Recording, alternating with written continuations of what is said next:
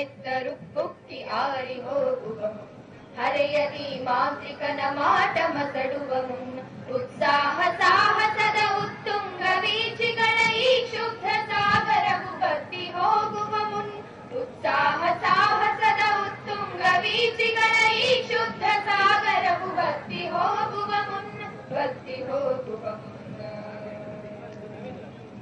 ಕಟ್ಟುವೆವು ನಾವು ಹೊಸತು ನಾಡೊಂದನು ರಸದ ಬೀಡೊಂದನು ಕಟ್ಟುವೆವು ನಾವು ಹೊಸತು ನಾಡೊಂದನು ರಸದ ಬೀಡೊಂದನು.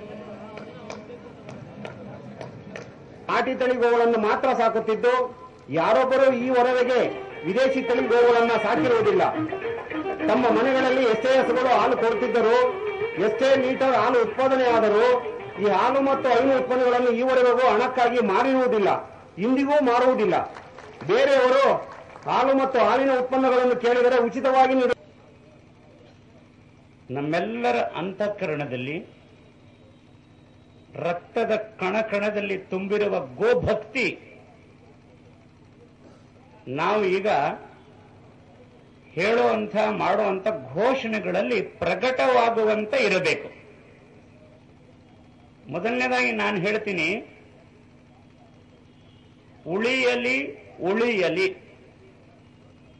ಎಲ್ಲರೂ ಒಟ್ಟಾರೆ ಏಕ ಸ್ವರದಲ್ಲಿ ಗೋ ಸಂತತಿ ಉಳಿಯಲಿ ಅಂತ ಹೇಳಬೇಕು. ಆಮೇಲೆ ಹೇಳ್ತೀನಿ ಬೆಳೆಯಲಿ ಬೆಳೆಯಲಿ, ಗೋ ಸಂತತಿ ಬೆಳೆಯಲಿ ಅಂತ ಹೇಳಬೇಕು. ಮೂರನೇದಾಗಿ ಬಹಳ ಮಹತ್ವದ್ದು ಅಳಿಯಲಿ ಅಳಿಯಲಿ ಅಂತ ಹೇಳ್ತೀನಿ, ಗೋ ಹಂತಕರು ಅಳಿಯಲಿ ಅಂತ ಹೇಳಬೇಕು. कि मासाना मार्गशीर्षोहम, आज मार्गशीर्ष महीने की पूर्णिमा है। गीता के उपदेश और गीता के संदेश को लेकर यात्रा निकली है। भगवान कृष्ण के स्वरूप इस मास की पूर्णता के अवसर पर एक पावन संकल्प के लिए हम सभी यहां पर इकट्ठा हुए हैं। भगवान श्री कृष्ण ने गीता में कहा है कि हे अर्जुन, अपने धर्म के लिए, अपने संस्कृति के लिए संपूर्ण दौर्बल्य को त्याग करके, कमजोरियों को त्याग करके और एक ऐसे देश के लिए, संस्कृति के लिए अपना प्राणपण भी देने के लिए तैयार होकर तुम खड़े हो जाओ। ऐसे ही संदेश को लेकर आज संतों ने इस यात्रा का संचरण प्रारंभ किया है। ये यात्रा केवल संकल्पों की यात्रा नहीं है, ये यात्रा केवल कुछ संतों के प्रवचनों की यात्रा नहीं है, ये यात्रा एक ऐसा करुण क्रंदन भी है, ये यात्रा एक दर्द भरी कहानी भी है जो गौ माता से संबंधित है। क्योंकि देश में सभी गौभक्त संतगण, गौभक्तगण इस प्रयास में लगे हैं कि गौ माता के महत्व को जनता समझे। लेकिन ये कितने बड़े दुख की बात भी है कि भारत जैसे देश में आज ये बताना पड़ता है कि हम भारतीय हैं। भारत जैसे देश में ये बताना पड़ता है कि भारत हमारी माता है, और तो और जो गौ माता हमें जीवन पर्यंत दूध पिलाती है, जो गौ माता के वत्स, ये जो यहाँ पे एक गौरव परंपरा, कर्नाटक की गौरव परंपरा है, ये जिसपे पूरा देश गौरव करता है, उस परंपरा का हम यहाँ दर्शन कर रहे हैं। मैं अपना सौभाग्य समझता हूं। अभी मैं यहाँ पे बैठा था तो हमारे सज्जन बता रहे थे कि ये वो नस्ल है, ये वो वंशज है जिसपे पूरा विश्व के अंदर हम जाकर के भारतीय गर्व महसूस कर सकते हैं। संभवतः मनुष्य के लिए नहीं, लेकिन इनके लिए हम गौरव महसूस करेंगे।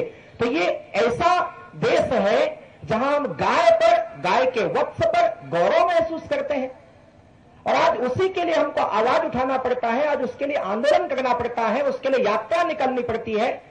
अभी अभी, वैसे मैं यहाँ की भाषा नहीं समझता हूं, लेकिन अभी अभी जो यहाँ संबोधन हो रहा था, उन्होंने जो संबोधन यहाँ किया है, वो विचार, उनकी भावनाओं को मैं समझ रहा था, और उनकी भावना यही थी कि आज हम कितने दूर जा रहे हैं अपनी संस्कृति से, हम कितने दूर जा रहे हैं अपने गोमाता से, हम कितने दूर जा रहे हैं अपने संतों के उन पवित्र उद्देश्यों से, जो उस उद्देश्य के आधार पर ये धरती टिकी है। गीता में अर्जुन ने कहा था कि मैं अपने परिवार के लोगों का कैसे वध करूं, मैं अपने गुरु या अपने बड़े जनों पर कैसे शस्त्र उठाओ। भगवान कृष्ण ने कहा था कि तो ये भूल जा कि तेरे सामने तेरे परिवार के लोग खड़े हैं। यही बात आज संत कह रहे हैं कि तुम भूल जाना, जो गौ माता की हत्या को समर्थन देता हो, जो गौ हत्या का अनुमोदन करता हो, वो तुम्हारा सजातीय, तुम्हारे किसी भी प्रकार के स्वार्थ का संबंधी होगा। तो तुम उस समय संबंध को भूल जाओ और केवल एक सूत्र को धारण करो कि जो गौ माता का हत्यारा है, जो गौ माता की हत्या का अनुमोदन करने वाला है, वो हमारा केवल और केवल शत्रु हो सकता है। इस देश का वो विनाशक और शत्रु हो सकता है। ವಿಶ್ವವೇ ಸೌಧ ಆದ್ರೆ ಆ ವಿಶ್ವಸೌಧಕ್ಕೆ ಭಾರತದ ಆಧಾರ ಬೇಕು. ಭಾರತಕ್ಕೆ ಗ್ರಾಮಗಳ ಆಧಾರ, ಗ್ರಾಮಗಳಿಗೆ ರೈತರ ಆಧಾರ, ರೈತರಿಗೆ ಗೋ ಆಧಾರ. ಈ ಮೂಲ ಶಿಲೆಯೇ ಇವತ್ತು ಅಲುಗಾಡ್ತಾ ಇದೆ, ಅಡಿಶಿಲೆಯೇ ಅಲುಗಾಡ್ತಾ ಇದೆ ಅಂತ ಒಂದು ಸಂದರ್ಭ. ಒಂದು ವೇಳೆ ಗೋವು ಉಳಿಯದಿದ್ರೆ ಯಾರೂ ಉಳಿಯೋದಿಲ್ಲ. ಗೋರಕ್ಷಣೆಯನ್ನ ಗೋಸ್ಕರವಾಗಿ ಮಾಡಬೇಡಿ, ನಿಮಗೋಸ್ಕರವಾಗಿ ಮಾಡಿ. ನಾವು ನೀವು ಯಾರು ಉಳಿಯೋದಿಲ್ಲ. ಕುಳಿತ ಕೊಂಬೆಯನ್ನ ಕಡಿತಾ ಇದ್ದಂತ ಕಾಳಿದಾಸನ ಅರ್ಥ ನಮಗೆ ಸಮಾಜ ಸ್ಥಿತಿಯಲ್ಲಿದೆ. ಯಾವುದು ನಮ್ಮ ಬದುಕಿನ ಮೂಲಾಧಾರವೋ ಅದರ ಮೇಲೆ ಕುಠಾರಾಘಾತ.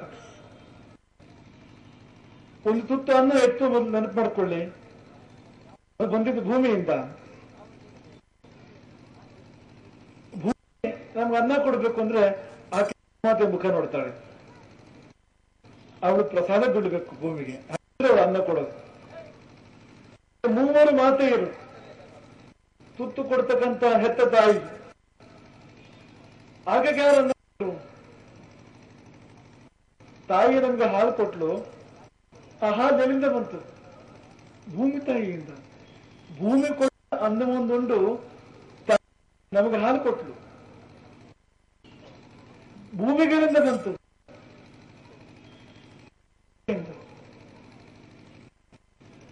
ಭೂಮಿ ತಾಯಿ ಫಲವತಿ ಆಗ್ತಂದ್ರೆ ಗೋಮೂತ್ರ ಗೊಬ್ಬರ ನೋಡ್ತಾರೆ ಆಕೆಯವರು.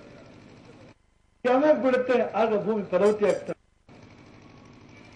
ಈ ಮೂರು ತಾಯಿಯರ ಸಂಬಂಧ ಕಳ್ಕೊಂಡ ಮೇಲೆ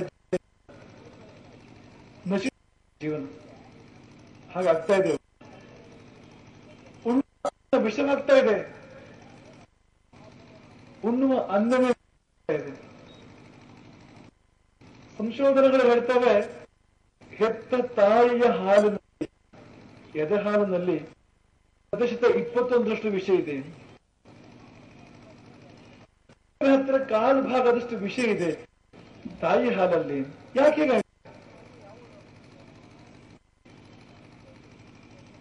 ಗೋಮಾತೆಯ ಮೇಲೆ ಮಾಡಿರ್ತಕ್ಕಂಥ ಕುಠಾರಾಘಾತ, ಅದರ ಪರಿಣಾಮ.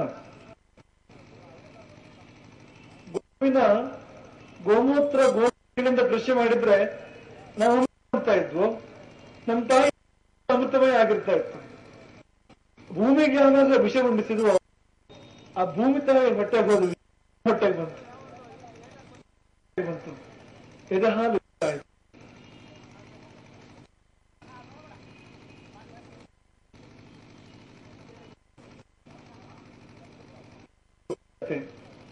ಯಾಕಂದ್ರೆ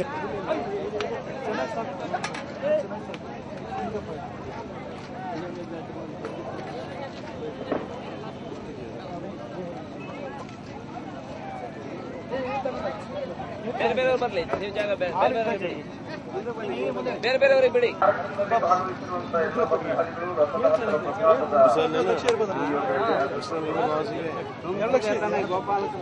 मेरे को देता है, मैं बड़ा ಹಾಗೆ ಮುಂದೆ ಮುಂದೆ ಹಾಗೆ ಮುಂದೆ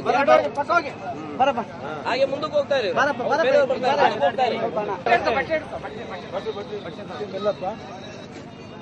ಮುದ್ರಪ್ಪ ಇದು ಚೆನ್ನಾಗಿ ಹಾಗೆ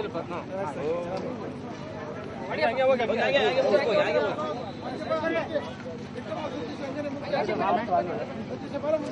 ಹೋಗಿ.